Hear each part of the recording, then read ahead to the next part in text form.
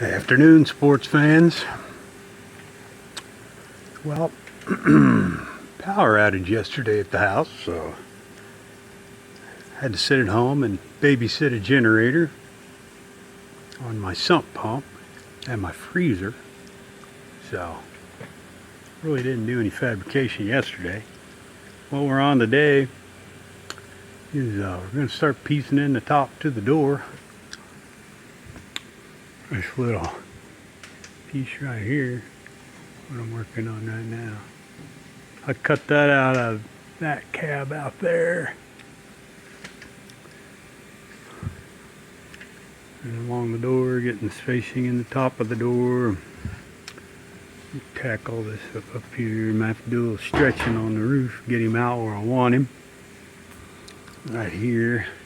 It's wanting to work with me though, so that should work good. But what we're doing today, get some pieces and go on across here, start filling all this in. Alright, later.